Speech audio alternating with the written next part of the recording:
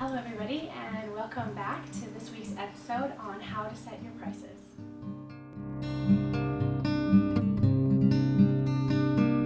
The purpose of this episode is to figure out how to set your prices and figure out why you feel uncomfortable setting your prices at a certain amount. This is very important so that you do not undervalue your own services and that you do not undervalue your profession. When I first started my practice, I was working in public health and I was doing private on the side.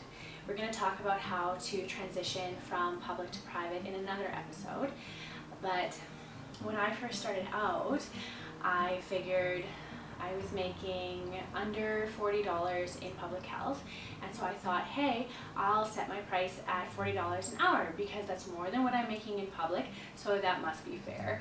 And I didn't realize that this was extremely underpricing myself, my services, and my profession. And so actually it was a lot of my friends who were like, no, you cannot price like that, you cannot do that, that's way too low, that's way too low.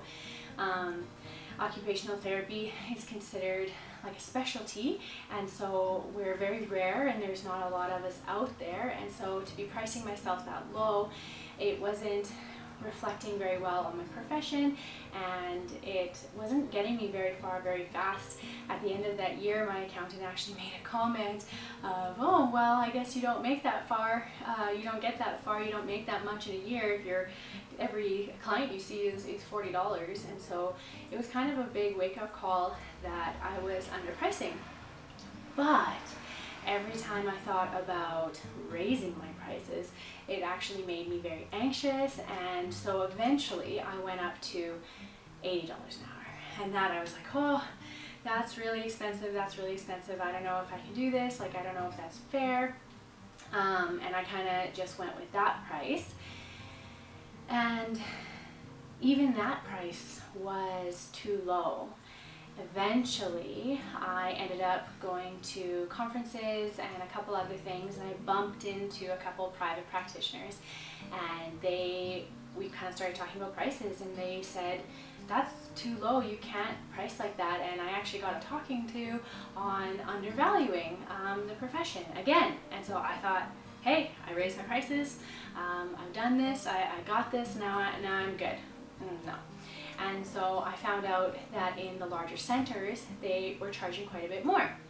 Some of the big cities were charging $120 an hour, some were charging $110. And so I bumped up my prices again to $100 an hour just recently, actually. And so I'm still in this process. I'm still learning how to raise up your prices and what is and is not appropriate.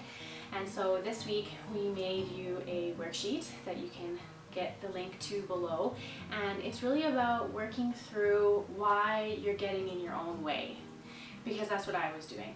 I was getting in my own way, I was undervaluing, I was worried that my prices were too high for the services that I provided, and that I was being inappropriate, and that people were not going to come see me, and I was going to have zero clients. And so there's a lot of irrational reactions around the price, even though in truth it wasn't like that at all. And another thing that I was doing that I should not have been doing is I was making budget decisions for my clients, and that's not appropriate. And so to say, oh, my clients can't afford that, isn't exactly a good thing to be putting on to people. Like, depending on your service and depending on your target area, it may be better to say, oh, my clients can't afford that, and then turn around and go looking for government grants and bursaries to run your program. That makes a lot more sense, rather than just saying, oh no, my clients can't afford this, and so I'm going to undervalue, I'm going to cut my prices really low. So in this week's worksheet, I challenge you to write down your initial number, like that gut number that you want to charge people, that number that without asking anybody else that you were thinking that you would write down. And then, this is what I didn't do when I first started, and then we kind of talked about it in the last episode. Call people. Call other people in your profession who are working privately and ask them. A lot of them will even have their prices posted on a public website, and find out what other people are charging. find out what your workers' compensation is reimbursing for your profession, find out what SGI, that's the Saskatchewan General Insurance, find out what your provincial automobile insurance is reimbursing for your profession, and that'll help you get a ballpark of what you should be charging. So then what I want you to do is I want you to write down a price that makes you uncomfortable. So it could be higher than the prices that you researched. I want you to write it down.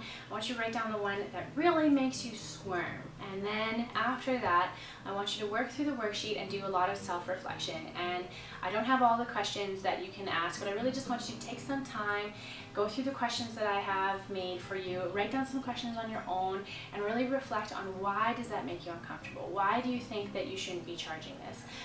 Find out what your underlying blocks are. And so it might be that you're like me and you're making budget decisions for your clients. It could be that you feel that the services you provide are not sufficient. It could be that you don't think it's fair to be private at all because we have public health in Canada. It could be anything.